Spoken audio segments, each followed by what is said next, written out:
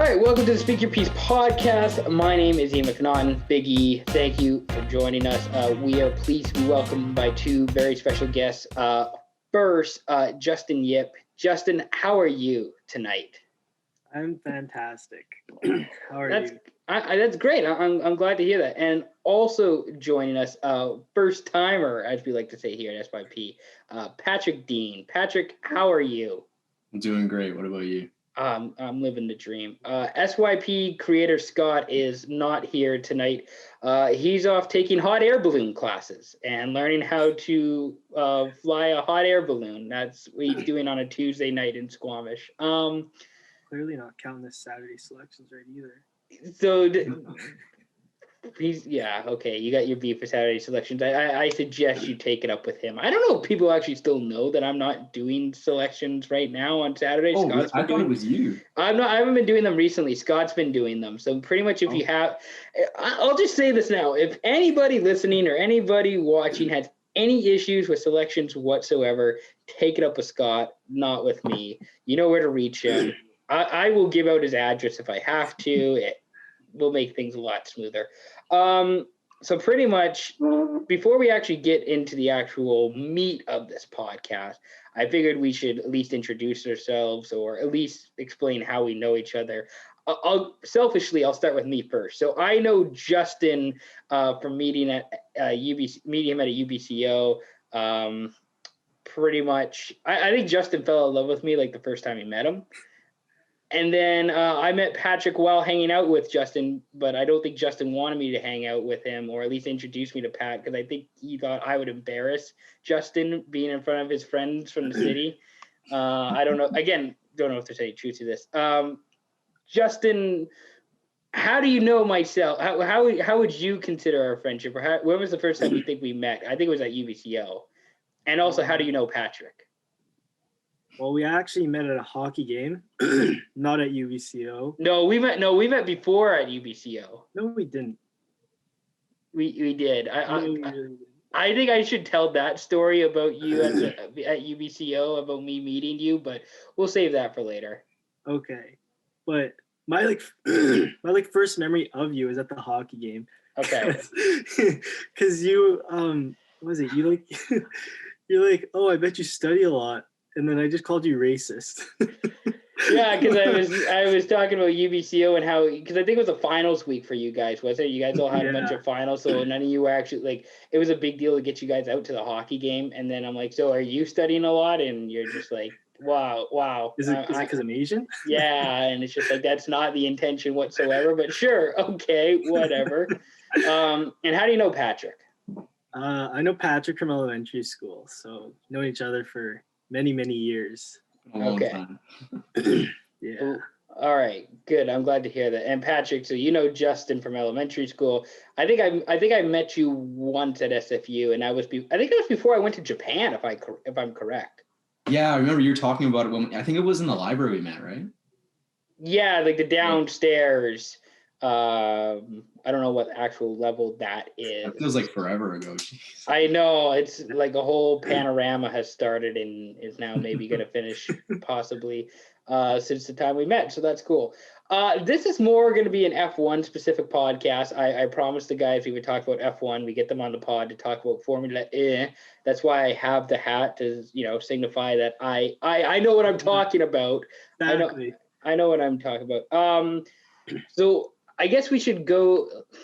Should I start with the season so far or just this past week in Baku? Because I feel like, this past weekend was pretty fun. If you didn't watch, you really should have. Oh, the race was insane this weekend. Yeah. It didn't work out too well for my fantasy team, but yeah, no. So in case you also didn't know, we have a fantasy team, and my ass is just getting handed to week after week. Yeah, I just had a guy join the league this week, and I said I give him $100 if he passes you. That's not a joke. That's real. No, it's for real. That's actually real because I had both the McLaren drivers and both the Ferrari drivers and Ocon and Red Bull Racing as my constructor, and Ocon was out after the fourth lap. I think it was the fourth lap. Yep. Yeah, fourth lap. That he, with that well-known Renault Alpine reliability. And fucking anyways. Justin, are you winning the fantasy league right now? I haven't checked it. You asked me about it more than anybody else, but No, Patrick actually passed me this week. oh, Yeah. nice. Good job, Patrick. He was the mega driver. I did play the Mega Driver, so he's got some room to go. Yeah, Okay. so I still have like an opportunity to pass him. I put the Mega Driver on max, and it went from 180 points to 30 points in about 2 seconds, so that really hurt. But Yeah. The first thing I like thought about when Max like was like about to hit the wall, I just thought of Patrick's Mega Driver. That was the only thing that like popped up. I was so depressed, I considered turning the race off and going back to I sleep. was like, I might be able to win this. It was a really disappointing weekend for Verstappen fans, Verstappen stands. Also disappointing weekend for Lewis Hamilton fans like myself. I was kind of rooting for Lewis Hamilton. I don't know why.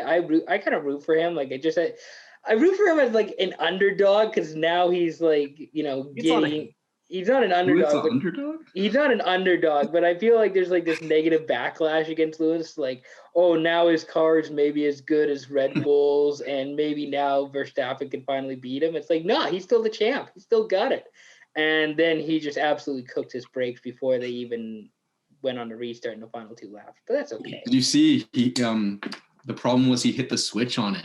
The magic button. Was it? Yeah. Okay. Because they mentioned that during the broadcast. I don't know if I didn't see if there was anything that came out after that, but they mentioned about like the magic brakes. Like he said he flipped the switch to put it like 75% front brakes or something. It just overheated and he went. So pretty much like I learned about this actually. I studied this because I knew you guys wouldn't know what it was, so I could explain it. So on the back left of the steering wheel, on the bottom there's the clutch, which is like obviously just how you start. And then the middle is the shift, shift up. And then on the top, there's a magic button to put bias towards, like what Patrick said, the bias towards the front, about 75 to like 80%. And so that's for warming the brakes up in like a formation lap or whatever, like a restart. And then when he shifted, his finger slipped and went up and hit the magic button. And so he went into that, into turn 1 with way too much brake power, and that's why he, like essentially just like went straight. Well, you could see before the lights went off for the restart, like his tires were his brakes were already smoking. Like, just because he fucked up. But that wasn't part of it though. It was because he turned it off and then he turned it back on. Yeah, apparently it was a whole separate problem. Yeah. Like that didn't really affect it too much. Well, you know who else had a problem was Lance Stroll and his tires, as well as Max Verstappen. So we're just waiting for the Pirelli report, eh? Yeah. I don't know. It's interesting with those tires, right? Because I think Pirelli's claiming debris was the reason for that. But I mean, they do that every time though. But I don't know. There was part of me like I didn't want to say it before the race, but I thought that was a lot asking of your tires to go 40 laps, like your hard tires to go 40 laps regardless. But if that's they were saying it should have been a 2-stop race, but because of the red flags, they changed it. Yeah. Oh God, you know they basically because that was with a Christian Horner or somebody from Red Bull I think said you need to bring everybody in, red flag this, and then get the tire switch, and then we can go back racing again because those tires. Yeah, that was for I think it was Perez's race engineer. Okay, Perez's race engineer. Yeah. Okay. So that was interesting on Sunday. So Tiregate is back in F1 with Pirelli tires. But shout out Sergio Perez. Shout out Sebastian Vettel. You got a podium with Aston Martin, which is. I'm on your team. I do not know. I don't. I had him before. I did, but then I realized after week 1 that the Aston Martins are shit. And then Vettel gets a fucking podium, but whatever. I'm not bitter. And then also shout out Pierre Gasly, who gets another podium too, who's like a really solid driver. And that's why I got his teammate Yuki Tsunoda instead for a while there until I dropped him. So, you know. Yeah, AlphaTauri looks so good this weekend. I thought they were better than Aston's like to start the year. Like as a vehicle, as a car, I thought Alpha was better than. Yeah, they had like better potential, and then I think like as races went on, they're actually able to like show off like that they are better. Anything with those slow corners, both Red Bull teams seem to be doing way better than the whole pack. So. Yeah, I mean, what can you say about the Honda reliability, which is like the complete opposite to like the Alpine Renault reliability? Yeah. So right now, as we speak, we're doing this Tuesday night. The constructors. I'll start with the constructors first because I find that to be interesting. Where is it here? There it is. I'm switching from page to page. Red Bull Racing has 174 points. Mercedes has 148. Mercedes has a lot. Like that's actually, I think, still a sizable gap. Like heading into next couple of weeks and heading into the summer stretch. I do want to point out though, Mercedes' 2 worst races were going to be Monaco and Baku though. Yeah, that is true. That's not nothing. I think especially Monaco. Oh well, okay. Do we want to have the Valtteri Bottas discussion right now? Do we want to go into this right now and have this? We can. It's all up to you. All right. Well. Okay. We'll save it later on. All right. I don't want to spoil it for anybody here. Don't want to tease anything. Ferrari third at 94 points. McLaren, Mercedes 92 points. That's a really fun third place battle. It's nice to see Ferrari, showing up and actually doing well. You love to see that, or at least I do. Some people actually think this is like a Ferrari hat, not an F1 hat. I was gonna say your hat could be taken as a Ferrari hat if you don't look at it carefully. I've actually kind of turned into a Sainz fan like over the last few weeks. I don't know why, but I've kind of started to, not that I hated him before. I've just started to really like him the last couple of weeks. So I've been a fan of Sainz ever since he went on to McLaren. There, I think he's underrated. I think he goes unnoticed, especially like when you have like Lando as your team, like the youngest driver on the grid. And like he's doing really well, or like equally as Sainz. So then, yeah, same with same like now. Like he's a little underrated. Like he gets surprised when he does really well, I guess. Well, it's a problem. The problem, like, not that it's a problem, but it's like Ferrari and McLaren have both latched themselves to like 2 young hotshot drivers, and these are our guys, and we're gonna stick with them, which is partially why Ricciardo kind of has the second car. Not that it's a bad car either; it's still a really good car, but it's just kind of like, listen, Daniel, we've got this guy named Lando Norris who's younger than myself, and we're gonna kind of roll it off with him. I guess I'll round out the top 10. AlphaTauri 39 points at 5. Aston Martin 37. Also a really fun battle. Alpine at 25. Shout out Fernando Alonso, by the way, who finished 6th this weekend in Baku. So the old man still got it. Alfa Romeo Racing got 2 points right now this season. So I think that was a Gio top 10 finish, and then Kimi finished in the top 10 this past weekend. So that's really cool. And Justin's team, Haas, is now ahead of Williams by amount of position finishes ahead of Williams. And there's your constructors. Haas and Williams have no points, but just Haas is now ahead. It's coming. Who's going to get the first point for Haas? I don't think it happens, to be honest. Williams doesn't have any points either, and I bank on them to get points before Haas. So I don't know if it's there. Well, the question is, does Latifi, because like the Haas car is so bad. Like I'm not even referring to just Mazepin or Schumacher. Just the car itself is so awful. The question is, does Latifi get a point before any Haas cars? I think Latifi will get a point before Haas. Yeah. I think Latifi can get qualifying pace over Schumacher. Oh. Yeah, there's probably in their current cars. In qualifying, I don't think Haas gets anywhere near even 17th. Yeah. Haas is so awful. It's not even funny. We'll get to them later on, but driver standings right now: Verstappen has 105 points. Lewis Hamilton has 101. Sergio Perez is up to third with 69 points. Nice. Lando Norris, 66 points. Fourth. Charles Leclerc, 52 points. Bottas is down to 6th at 47. Carlos Sainz is 42. Gasly has 31. Vettel has 28. Ricciardo has 26. There's your top 10 of drivers in the driver standings. Any surprises in the driver standings right now, or any big shockers. My biggest prize got to be Lando Norris this year, right? Because he's already got 2 podiums coming into the year. He was predicted only 6th place, right? So he's already up to 4th. He's only a few points off Perez, I think, right? Yeah, he's just 3 points off Perez. I think he was 3rd last week too.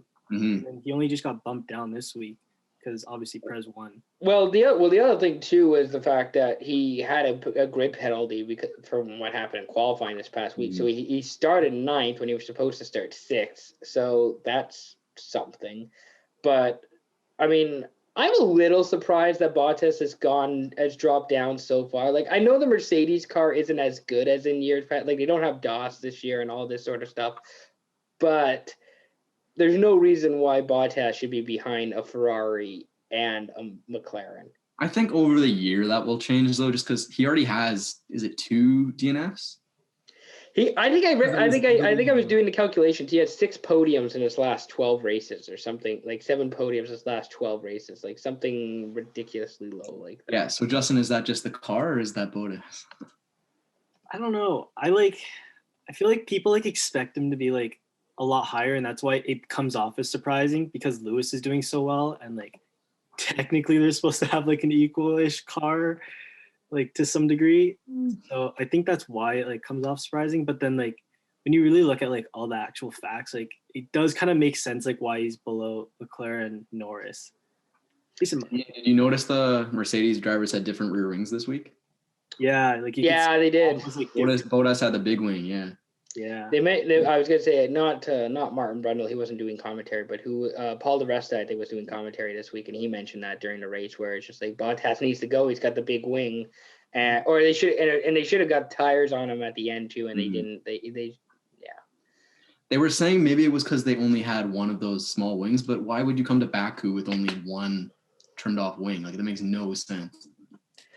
Yeah. You don't expect Mercedes to be making those mistakes. I feel like Mercedes has enough money to make a second wing. I mean, unless they're trying to rationalize getting rid of Bottas, but or maybe they were just testing it out. I don't know.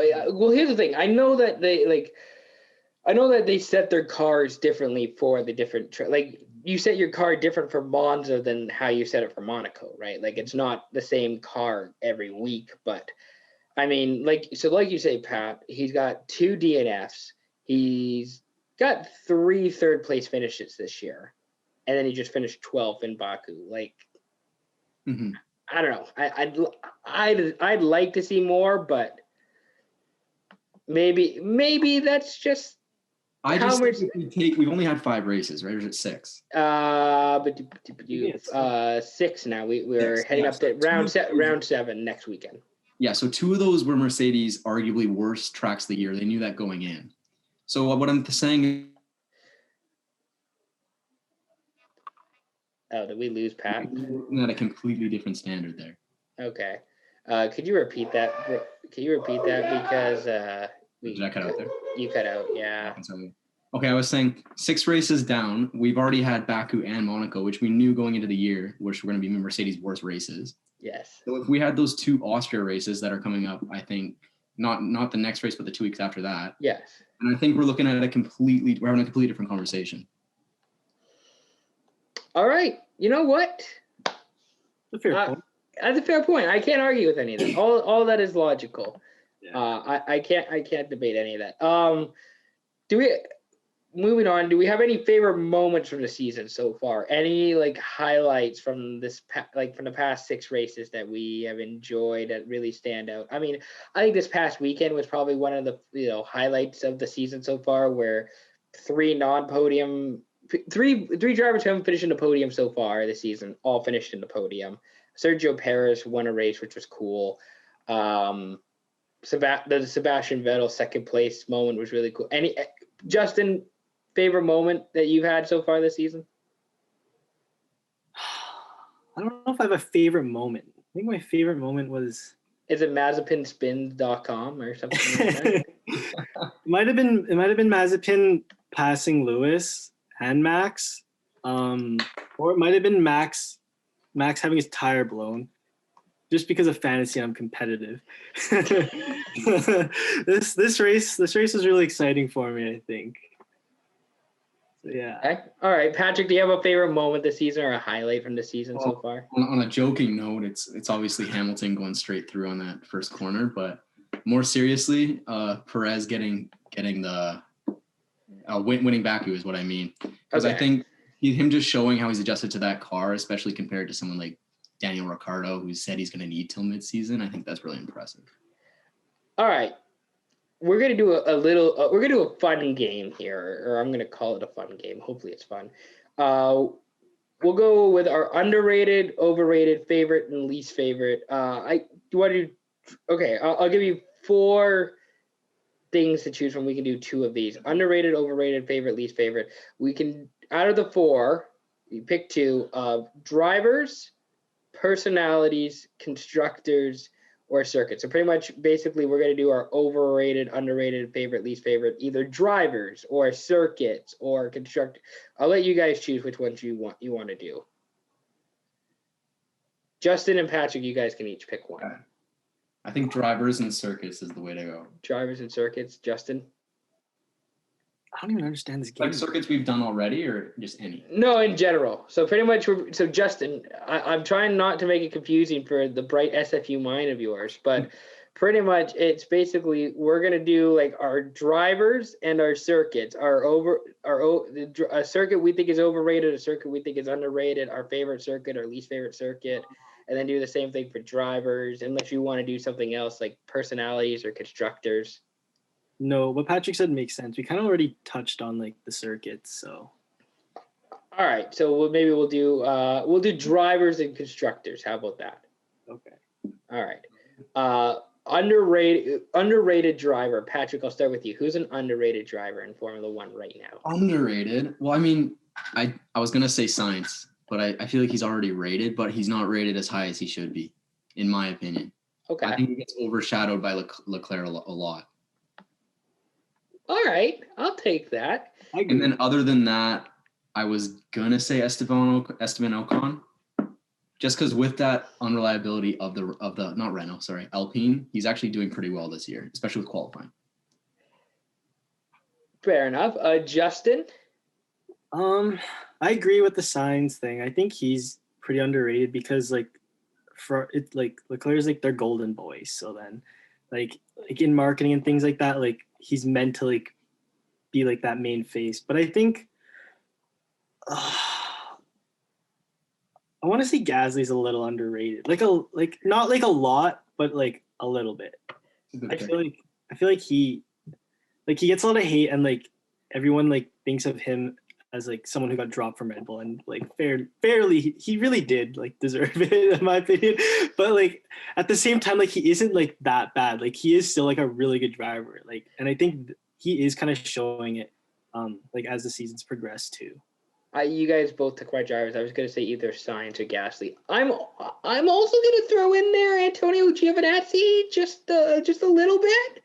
I don't know. I think their car might be a little bit better this year. It looks nicer. I think hot take. Gio. Here's the problem with Gio is that he's not. I don't think he's quite in the same class of like the Ocons and the Strolls and the Gaslys. Like I don't think he's quite there yet, but he could be there at one point. It's also a really tough choice to say who's an underrated F1 driver when you only have 20. How do you think he would do if he was put into one of those other cars, though? I think he would do better. I think if he was in an Alpine. Mm-hmm. But the problem is that he's with an Alfa Romeo, and I don't think he would be. He would not do well with Ferrari. I don't think like right now. I think Sainz and Leclerc are much better drivers than Gio would be. Yeah, I don't think he's able to like compete at that like higher level like yet. But I think I do see how he could like be perceived as like underrated. That does make sense. Overrated F1 driver. Justin, I'll start with you. Who's an overrated F1 driver? Oh, I want to say, I don't know. I want to say like Max or Lewis might be a little overrated. I don't know, but Max, yeah, I think Lewis or Max might be a little overrated, and like they could like overshadow their teammates in like that perspective, like a lot. All right. Patrick, do you have an overrated F1 driver? I think Justin knows what's coming. I'm Not overrated. I gotta go with George Russell. Not Oh overrated. no! Oh, come on! Oh, No, I have to. no!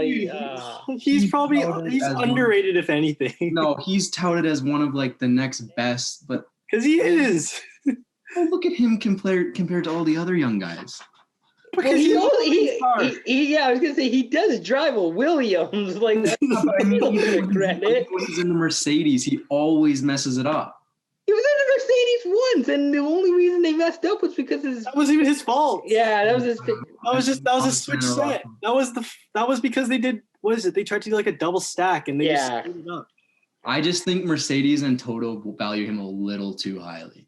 I think like realistically, I think he's a good driver. Don't get me wrong, but I think he's rated too high for what he is currently. Yeah, I think there's like too much like hope in him that like he'll be like this next like really big like number one almost type driver for like essentially only like having one race to demonstrate it, and like it could have just been like he had nothing to lose really in that race. Like so like there wasn't really any pressure on him as well. My hot take, he will win a driver's championship by the end of the decade.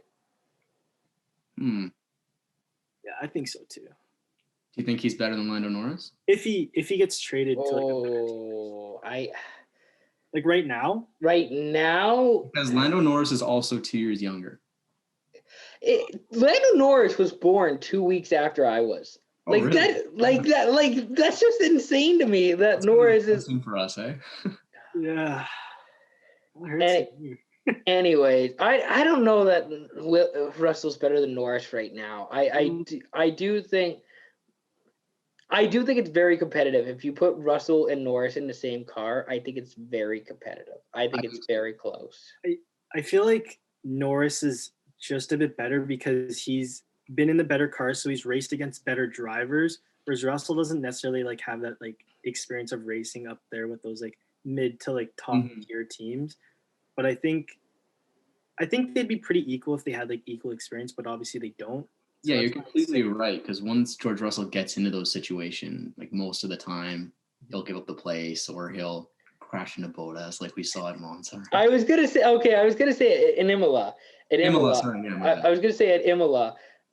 That was like George. I feel like he was trying to lash. Like that was like he had this good boy reputation, right? Like would never swear, would never hurt anybody. And then I also feel like just the one time he's like, no, I'm gonna be a bad boy.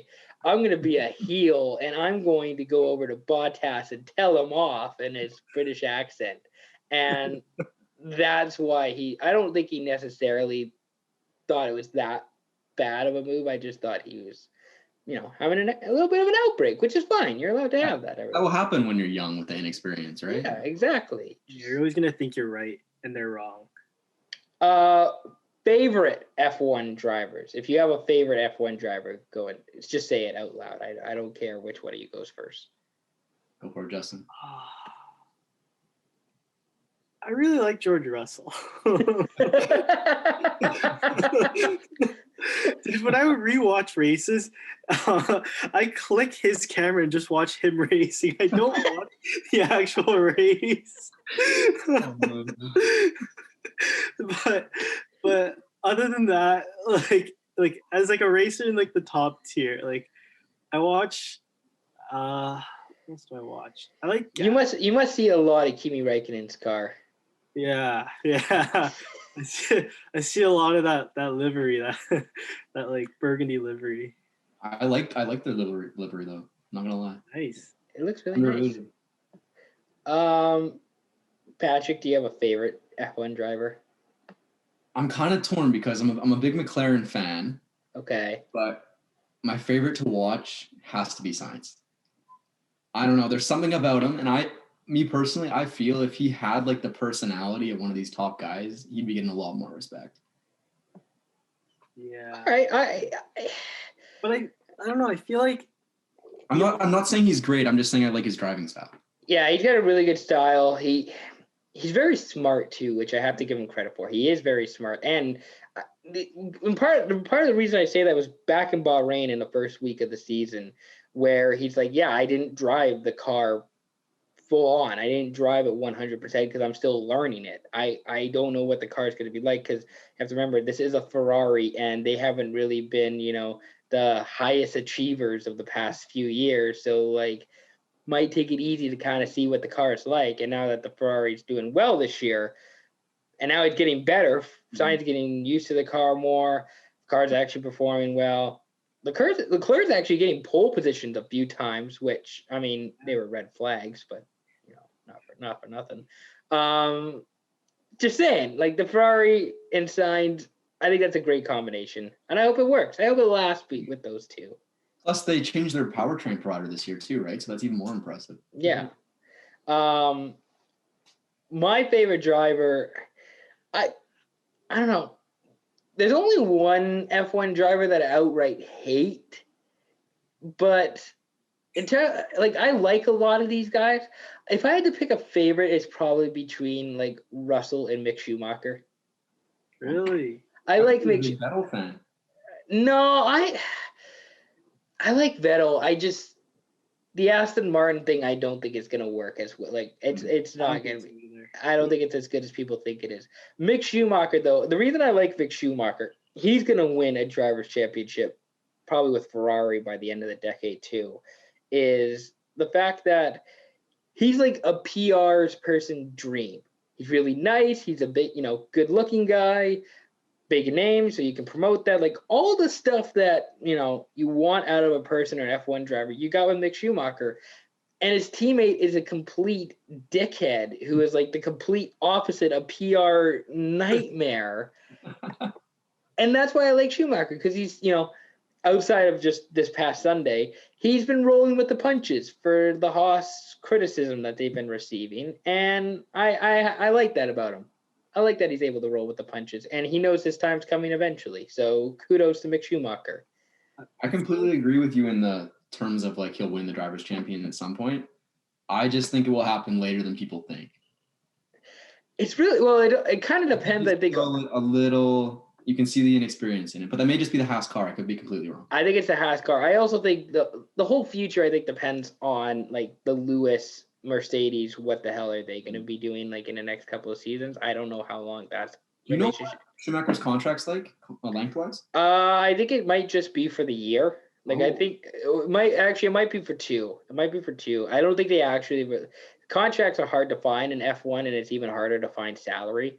But I'm pretty sure that Schumacher and Mazepin are both on 2-year deals. I think it is too. They buy Mazepin out though?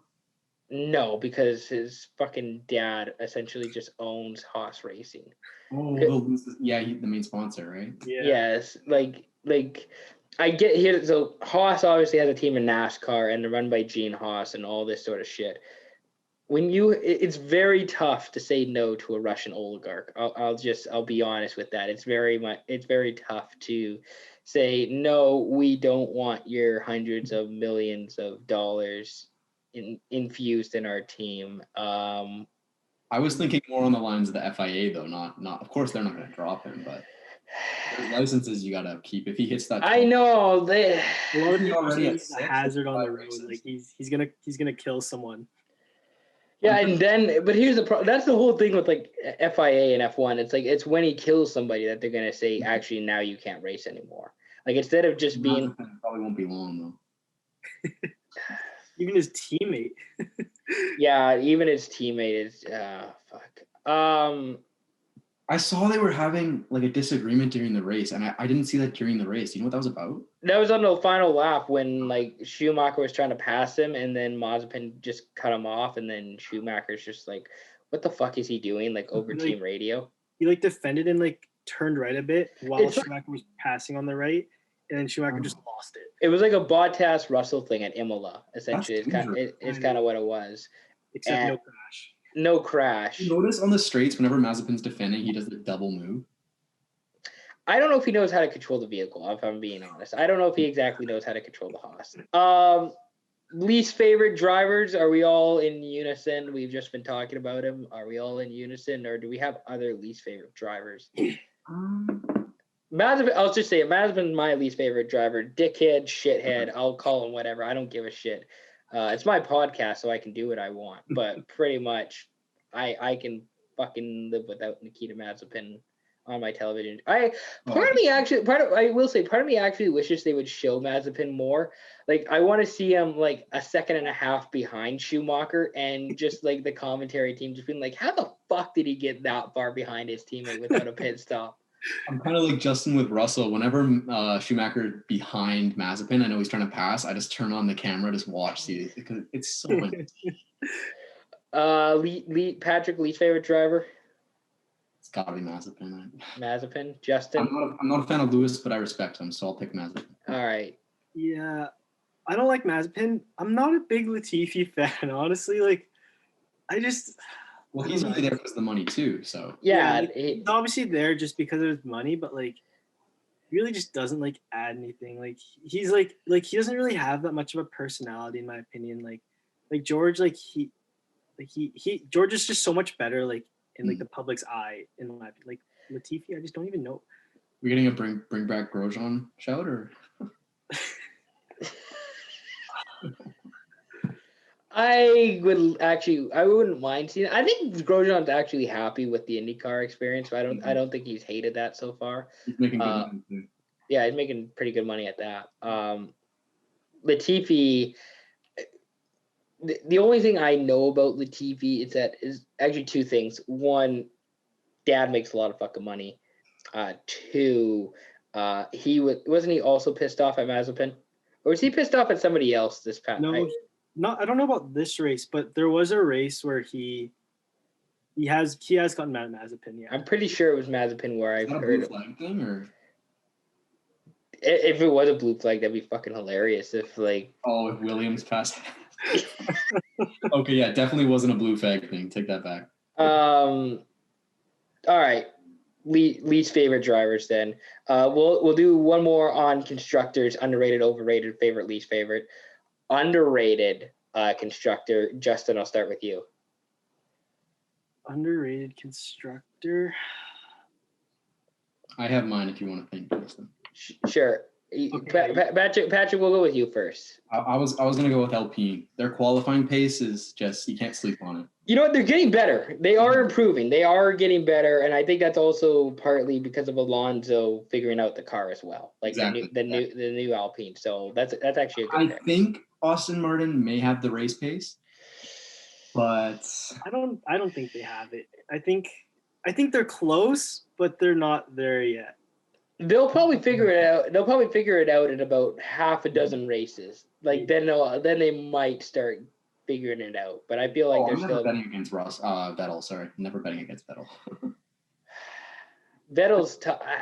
Here's the thing. I think Vettel is like, he's better than his car. That's, I think, the one issue is that he's better than his car. Mm-hmm. Which, I mean, I don't think he knew when he signed that, oh yeah, no, we're gonna be shit this year car wise, or like our car is not gonna be as good as Racing Points was last year. But I don't know. I think Alpine's a better pick than Aston Martin. But mm-hmm. Justin, do you have a underrated constructor? I think AlphaTauri is kind of underrated. Same reason as like how I saw Gasly. I think just in like being seen as like the second team to Red Bull, like you kind of like overlook them and you kind of just like expect them to do bad, and then they actually like pulled through like in a bunch of races, or they're pretty consistent. At least Gasly is. Tsunoda is like, he's iffy. hey, don't sleep on Yuki's figuring it out. Yeah, and like that's why like I don't want to hate him too much, because you know that SpongeBob meme where it's like Patrick like on top of the rock, where it's just like, you go whenever you want, it's okay. No, that's me with Yuki. It's just like, it's okay, take your time. My underrated constructor was also going to be AlphaTauri, because I think they're really good. Also, their car looks really, really sick. Their livery looks really dark nice. Navy. Yeah, I think that really looks nice. Really for underrated constructor, it's like between like Aston Martin, AlphaTauri, and Alpine. Alpine's a good pick. I just prefer AlphaTauri, and I've been shitting on Aston Martin, so I can't really pick them as an underrated. Overrated constructor. Pat, do you have an overrated constructor that you wanna? It's so hard this year because I think there's bad and then there's good. There's not much in between. So overrated, I was just gonna go for Aston Martin. Maybe not as much now as the start of the year, but I think coming in, especially with their new signings and the new brand and everything, they're expecting better things, and I honestly don't think they have that good of a car. So I definitely agree. That was my really exact same like reasoning. Like because like last year there was like they looked really good. Like especially near the end, they were like getting like podiums or really close at least. Like they come at like fourth or whatever. Like they were really close to the top, and then this year like we almost expect them to come in as like third maybe. Like possibly if they could like continue that progress. They were supposed to be fighting with McLaren and Ferrari this year, and they haven't. I also think they got super unlucky though, because they kind of got destroyed with the downforce, just like Mercedes did. Yeah. And then they're kind of getting destroyed with the flexible wings like Red Bull is. So they're just getting knocked in every direction. I feel that a little bit, but yeah. I was gonna say Mercedes is a little bit overrated just because I don't think their car is as good this year, and for the reasons that Patrick mentioned. So that's why I think Mercedes is a little bit overrated. I kind of the same thing with Aston Martin. I think is overrated a bit. You think that Lewis is better than his car? No, I think they're about equal. I think the car has gotten worse, but it's like yes, it didn't go below Lewis's ability. I think Mercedes still has the best car. I think so too. Like I think this year it depends on the weekend. Sure, but I think if you're asking me which car do I want, like even Verstappen said, like if Lewis and I switch cars, I'm still 2/10 ahead of Lewis. Mm-hmm. Like I still think if you ask me what car do I want to drive on any given weekend, I want to take the Mercedes. Well, I 100% agree with you. But it's obviously lost a little bit of performance this past year, and Lewis is still, I think, the best driver in F1 right now too. So you have the best driver with the best car. I don't know how you. What'd you say? So that's all you can ask for, really. Well, what did you say, Justin? Oh, I just said I think so too. I think like Okay. Lewis is definitely like in his prime still, and I think the reason why like the Mercedes car doesn't look as good this year is because there hasn't really been like a big jump like in like improvements as like in previous years. There's been like these kind of bigger improvements that like give them a lot of time. I think that's why they're not like looking as hot this year. I think their car is still really good. There's just no like huge improvement compared to I feel like Red Bull's kind of made some pretty good improvements in their car, and that's why it makes Mercedes look a little bit worse. But I don't know. Favorite constructors? Just Patrick, I think you mentioned McLaren earlier. I've always been big on McLaren. All right, Justin, do you have a favorite constructor? I still like Red Bull. I think that's still my favorite constructor. Or Williams. I like watching Williams. Oh God, that's such a gap in talent between Red Bull and Williams. Okay. George. Justin, if you had to pick a second driver for Red Bull, who are you picking though? I'm curious. To like replace Perez or Max? Say the seat was empty. You can pick Perez if you want. I don't care. Oh, okay. I'm gonna be honest. I would probably take Lando Norris to fill that second Red Bull seat. I'm there too. I was gonna say Leclerc, but I think Norris would give into Verstappen more, so that's better for them. Yeah, it can't be someone like too like dominating. Like it's got to be someone like a little more passive, I think. Shall I say Daniel Ricciardo? No. 2018 Daniel Ricciardo was a whole different animal. I want to say almost like I wouldn't mind seeing Gasly back there again. It probably wouldn't work out, but I mean, I feel like there's also like some good potential, and I just feel like he was like still a little. Even Christian Horner said it, like he was a little like premature being put into that position, like with all that pressure too. I think because he's had this time to go back in AlphaTauri, he's had time to like kind of grow and like become a better, like more mature driver that could understand his like place in the team. I don't know. I feel like they should have done that with AlphaTauri. They should have done it with Gasly and Albon this year, and because Albon's like the exact same thing, where it's just like, oh, this guy was way too prematurely, put into the spot. Why don't we just put him back to AlphaTauri, and then you just have two of those guys, and that's a top 5 fucking team on the constructors list, if you ask me. But not I trying. feel they're scared that could end very badly. Why? Because Albon just like, you know what? I'm gonna cut. Gasly don't have the best relationship. Well, no, but obviously, yeah, I know that. But it's just like, I thought you meant scary, and like Albon's gonna like go inside on someone where he shouldn't be going inside, and like in that regards of being scary. Mm-hmm. I'm gonna say, I think obviously I love Mercedes and how talented and smart they are. I think my favorite constructor might be Ferrari, which is like the New York Yankees of fucking F1, which is kind of a dick move, but like they're like the classic like racing. Yeah. Team. Like, how do you hate them? I don't know. I just like the red, the history with Ferrari. They make a really nice car. I like Ferrari. I think Ferrari's gonna be my favorite. Least favorite constructors. Haas. I think it's a joke. It's Haas. It's definitely Haas. Definitely Haas. All right. Do you have any predictions for the rest of the season? Any constructor or driver? Anything? Hot takes? Thoughts? Do you think Verstappen holds his lead in driver's title and gets a driver's championship? Do you think Perez comes out of no? But actually hot takes I think the championship is going to be really close, but I think Mercedes takes it just based on the fact that their car seems better fitted to most of the tracks. Singapore is out this year. That was supposed to be another good track for Red Bull. Yeah. So, and plus Max dropping out this week was big.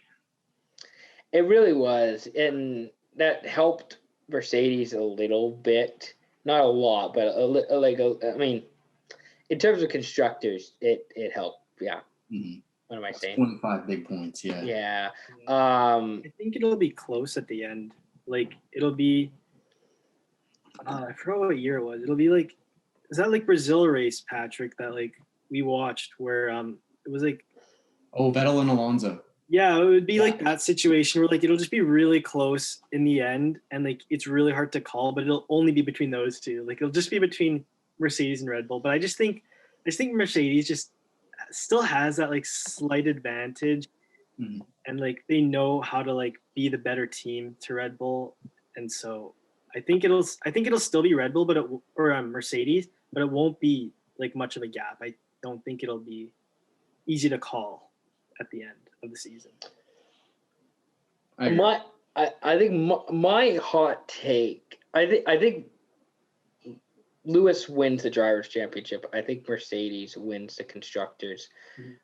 I think Alpine will finish ahead of Aston Martin this season in constructors, which is right now as we speak a 12-point difference. Yeah, I agree with that. I like the top 5 of Red Bull, Mercedes, Ferrari, McLaren, Alpha. I like that top 5. I don't think so. Because here's the thing. I think that Alpha is better than Aston, and I think they're better than Alpine, but I think it'll be close with Alpine and Aston. Yeah, I think Alpha could stay in that number 5 position ahead of those two teams as long as Yuki can kind of contribute to that help. Yeah. What about them though is they're so inconsistent. Yeah, that's why it's hard to say because if you take out Baku and you take out Bahrain, I don't think they have a point, do they?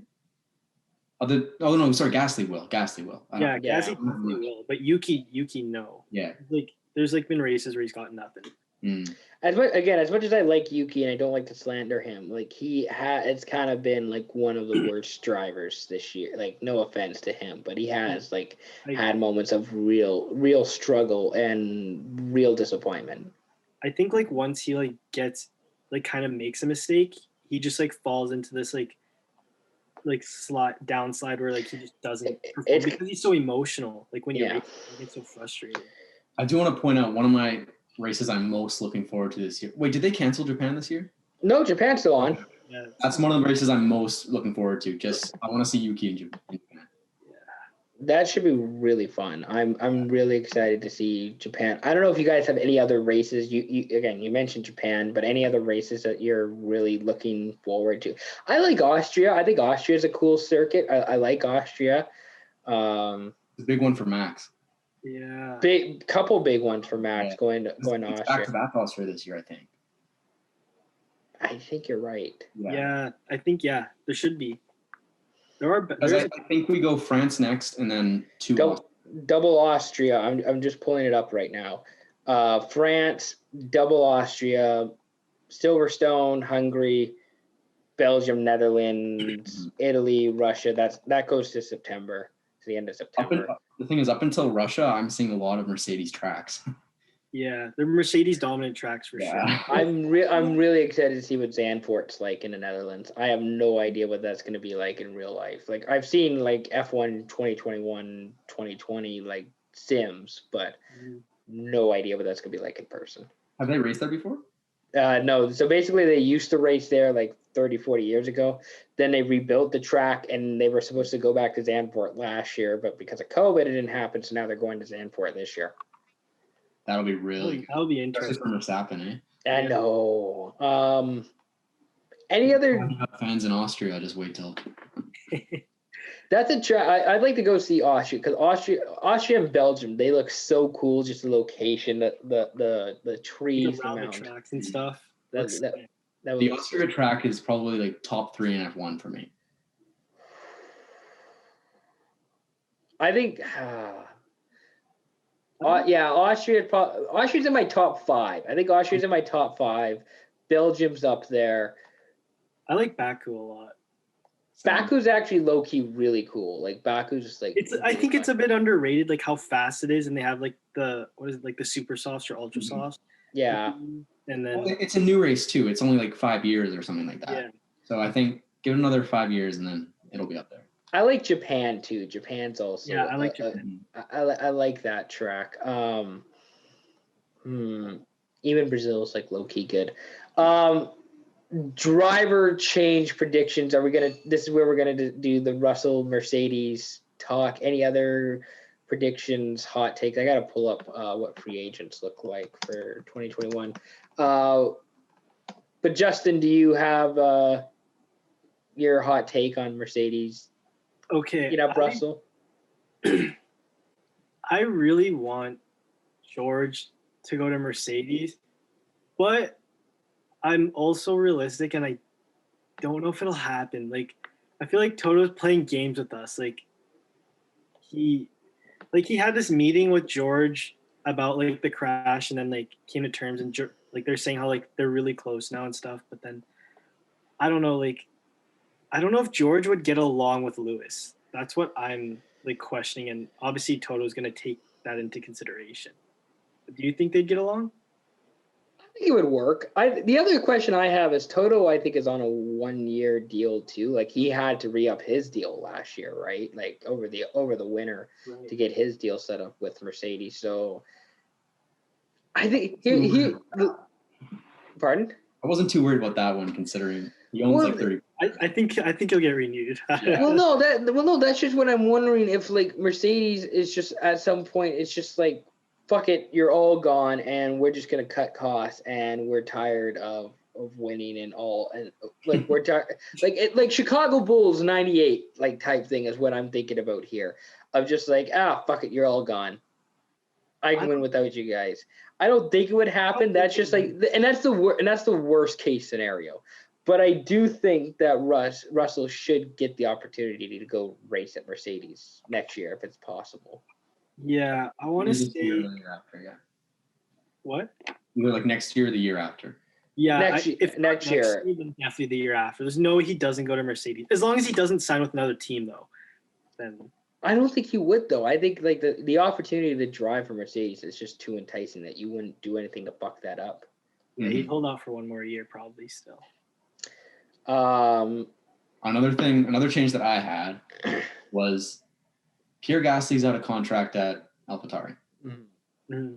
I think he could go. I read some articles. I think he could be going to Alpine. Not too sure. But is that really an upgrade? No, not at all. But I don't think I don't think he re-ups with AlphaTauri just because realistically he has no shot at that Red Bull seat anymore. That's true. Red Bull's never gone back. You think he could replace Daniel at McLaren if Daniel doesn't do well? Daniel's on a 2 year though. Yeah, like where could he go? I worry he could be worried that if he stays at AlphaTauri, he's just going to end up like Alex Albon, and he'll be in where even is Albon? I don't even know. He's a reserve driver. Yeah, he's a test driver. I'm pretty sure for them. The thing is that I think if it ain't broke, don't fix it. I think it's my thing. If you're Gasly, like if you have something going well with AlphaTauri, and you like who you're working with AlphaTauri, just fuck it. You don't need to go anywhere else. Just stay where you are. I just don't know how much he trusts them after like the Red Bull as organization as a whole after that whole debacle. But I feel like he's also smart enough to realize that there also isn't really anywhere up to go from there. Like because he's not going to Mercedes, right? So no, you're on a top 5 team, dude. Yeah, and it's not like he's getting podiums or like he's like kind of up there, like he is. He could win a race again this year. Like there is a possibility that he could win he could win a race with AlphaTauri. Like, would you rather be? I guess you're not the big man in Red Bull because you're with you're at the junior team. Mm-hmm. I'm also saying more so on like the AlphaTauri side because they'll be wanting to bring another young guy through that pipeline rather soon. That's and then ruin Gasly. And then ruin that guy's career too. It's just like, sorry, we don't really have a spot for you at Red Bull. Well, I mean, that's the Red Bull way, right? Exactly.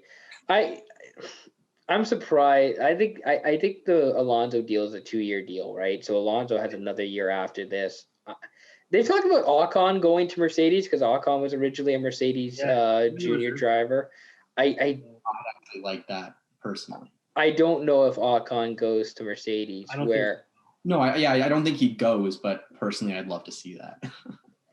That would be actually almost a better fit personalities wise. Like there's no cult of personality with Ocon. I think he's just like, I'll be the number 2 driver. I'm just happy to be here and I want to race for Mercedes. I think this is a really good team. And then it's just like, well, we're glad to have you, Esteban. And it's like, it's great to be here. And that's the entire conversation.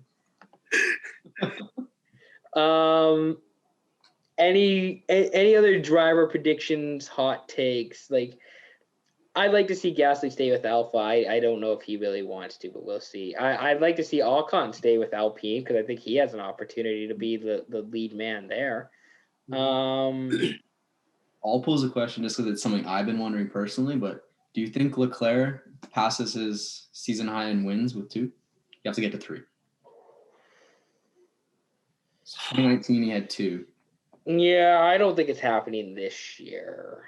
He's gonna get unlucky, and it just won't happen. It'll definitely come close. Like I think after Monaco, he's. That's the thing. I don't want to write him off completely because of Monaco, because that was just like that the whole Monaco thing was just really weird. Of like the gearbox. Yeah, it's like gearbox, and then the qualifying thing was weird. Where it's like, I got fastest lap, but then I also crashed, and it's just like, no one else even got an opportunity to take a fast lap. Yeah, it's like, guys, I crashed. Lap 2. Guys, I crashed. Oh no, it's not happening anymore. Oh, I'm sorry, guys. I'll start first. I don't think Leclerc will finish with 3 wins this year. I don't see. I think it's possible, and it'll definitely come close. But he'll get 1. Okay. Oh yeah. Actually, him and Sainz might even get 1. I think Sainz might get a win too this year. I was thinking Leclerc could get 2 more, and then he won't hit the 3 just because he missed his chance in Monaco. Probably. That's probably how this he works. Missed a chance. It was kind of just Ferrari, but it's unlucky. Yeah. I think Sainz will win 1. I don't know if I see him winning anything else because he's kind of like that support driver to Leclerc. So he'll like, for the most part, kind of be behind him. But I don't know. It could be the same thing where like Perez is the second driver, like helping Max, and then he just ends up with a podium. Yeah, you gotta watch out too, because Sainz's qualifying pace has only been like 2/10 off Leclerc. Yeah, it's really good. He's like, even in practices, he's really up there, like top 5. Before we go, I don't know if you guys want to talk about Drive to Survive, if you have any predictions for what next season is going to look like with Drive to Survive, but we do have one mailbag question. If you'd like me to, if you'd like me to ask it. Sure. Is it about Justin? It's not about Justin.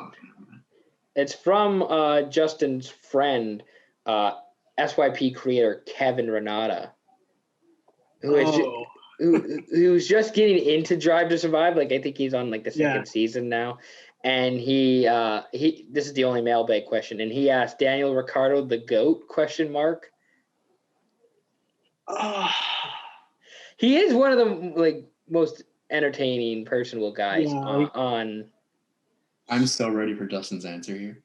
He's just like, I don't know, like he's really good for like McLaren, like marketing wise. Like he's got a lot of like brand deals, like huge Beats brand deal, and like a bunch of other, and like he just brings on. He's got a huge fan base, like a dedicated fan base that like people are loyal to him. But he's also, I don't know, he kind of sucks. Like right now. Like I'll be honest, like I was definitely like expecting him, like everyone else. Like I was expecting him to just come into the McLaren car and kind of like pick it up a little bit more than what he's doing right now. Especially just, I don't know. I think being on, what team was he on last year? He was on Renault. Yeah, I think being there, he just like, it kind of screwed him over. Like he wasn't able to like really push himself, and he kind of like lost it. Like I don't know, like that like threw him off like a lot. That's just my opinion. I still, because I think he mentioned like a couple times last year where he's like, yeah, I'm still figuring out the brakes. And that was his second year with Renault. And he's like, yeah, I'm still learning the brakes on this thing. I feel like it's just a go-to excuse now. Is that the Lewis Hamilton's, hey guys, my tires are shot, for Daniel Ricciardo? Yeah, guys, my brakes aren't doing too well here. What's in a fastest lap? Ricciardo did manage to get podiums in a Renault, which I mean, not often though, and it wasn't very consistent. I mean, it took a while. Got 2 podiums. That's something. I mean, getting a podium in a Renault. That's true. I restarted watching Drive to Survive like just last week because Justin was convincing me to do it. And that first season, seeing Daniel Ricciardo on Red Bull, I just want to see him do well again. I love him. That was a terrible decision for him to leave. I know he was unhappy, like, and like it probably like mentally it probably was the smart decision for him, but like career-wise, it does just make sense to stay in Red Bull, and like he did really suit that Red Bull image too. That like outgoing, really exciting like guy, like that is Daniel. Like that makes sense, and I think to a degree Max too. I think that combo really does work. And like even like outsider races, they did like seem to get along really well. It's just like I think they're just both like too competitive, and they get so like emotionally like invested and passionate about racing that like it ends up screwing them over because they don't get along and they can't work together. You're exactly right, dude. And literally, he fit that Red Bull car to a T. Mm-hmm. Driving style, just on the edge, aggressive. Exactly. Late braking every time. Yeah, like, makes sense. Because the way he drove it, I don't think anyone's been able to match it since, and I think that's been the detriment of Gasly, Albon, all of them. So yeah, he made every other person look bad after that because they expected him to do like equally or better than Daniel, but then he just like how do you compete with Daniel? Like he's just like he's got more years, and he's just like it just like that car just suits him so much better. Did you see that interview Perez did a couple weeks ago? I think it was after Spain, where he was saying like he's literally having to relearn how to drive an F1 car because this Red Bull car is just so unpredictable. Yeah. So that's why one of my biggest surprises of the year was Perez winning that title, because the race, because I wasn't sure he was even going to be good this year. I think he said he's like, give me 6 races in this Red Bull and I'll figure it out, and then you can start like having expectations, and he won a race in the 7th. So, which is funny because Ricciardo said he needs 11 races. So, I mean, that must mean that the McLaren. The other thing with McLaren too is that McLaren is switching from Red Bull to Mercedes, right? Like powertrain, so like not for nothing. But I mean, I guess that just means that McLaren is more difficult than the Red Bull. It's a tougher car to drive, I guess is what that tells me. Or is it telling us Perez is a better driver? Hey man, you know what? I'm not saying. I don't know. Yeah. Anyways, that's the mailbag. That's the podcast. Any other final thoughts or takeaways? I appreciate you guys taking the time to do this. But any final thoughts, takeaways before we head out here? Do we think George Russell gets a point this season? Oh, we've had this combo. You know, I think he will. How many? One thing. I think he'll get one singular. He'll get a 10th place finish. Here, okay. My hot takes to end this. I think Sainz will get a victory this season. Mm-hmm. I don't know when. I don't know where. It might be one of those weird Russian races. It'll be a surprise like with Perez. Like you just won't expect it. You won't expect it. Some shithousery will take place during a race, and Sainz will win. He'll be motivated after Monza, because of Gasly winning there last year with Sainz and McLaren. So maybe Monza, he'll be motivated. George Russell gets a singular point this season. He'll get a 10th place finish. I think he could do 2. Probably in the same place that Sainz wins the race. Russell will finish in the top 10 because that's just how that works. It seems like. Justin, for 2 points, do you mean 2 10th places or 1 9th place? I think he'll get a 9th place. That's what I'm thinking. Because if things are going wrong, they're really going to go wrong. And then that's where he comes. That's actually probably not a horrible bet. Like I feel like driver DNF race or maybe. I feel like those midfielders will have like some serious problems one race. Like that maybe not AlphaTauri, but like the Aston Martin, like Alpines. The Alfa Romeos. Yeah, and that too. And then he'll just slide in there and take 2 points. And then my other, what was the other hot take I had about, what was it? Alpine finishing ahead of Aston Martin in constructors this year. Not ahead of AlphaTauri, but ahead of Aston Martin. I think Alpine will finish ahead. If you guys got anything to add before we head out here, say your last words. I don't know. I just had one more hot take. I don't think Lando Norris wins a race this year. That's all I'm saying. Whoa. I think for him to win a race, he needs Ferrari, Red Bull, and Mercedes to drop, and I don't think they will. Yeah, I agree. I think he can get seconds for sure. Seconds and thirds.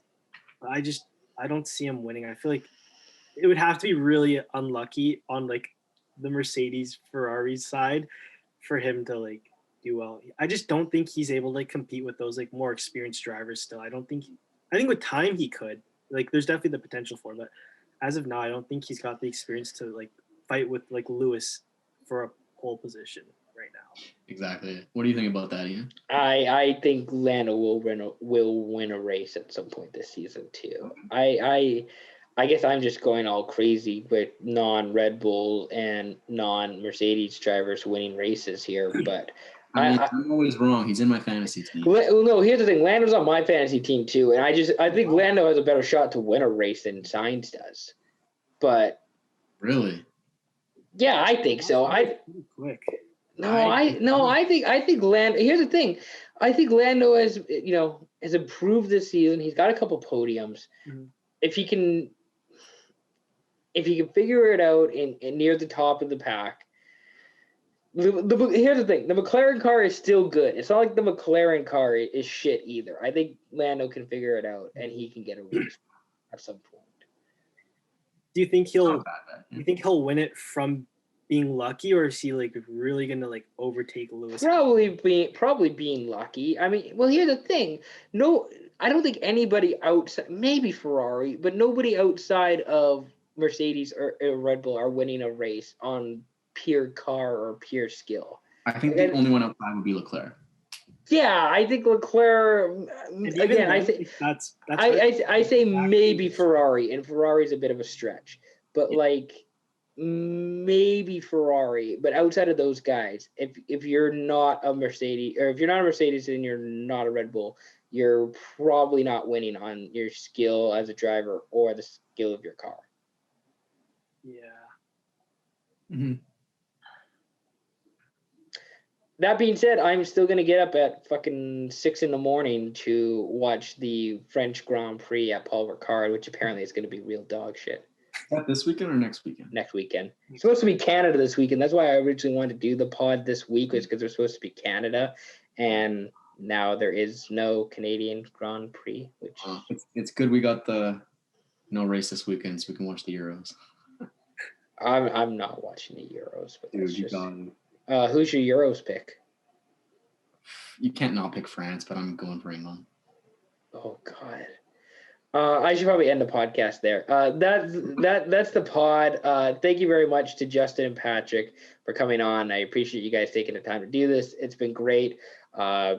Basically, if you're watching us on YouTube, you got to like and subscribe because we have a YouTube channel. If you're listening on Spotify or Apple Podcasts, I think it's subscribe for Apple Podcasts and it's follow for Spotify. I'm not on Spotify. Well, I'm on Apple Podcasts. I'm not on Spotify anymore, so I can't remember. And then pretty much check out the website this week. I got an article on UFC 263, which is happening Saturday night. Adesanya Vettori coming out. Should be great. Thank you very much for listening. Much appreciated. Peace out.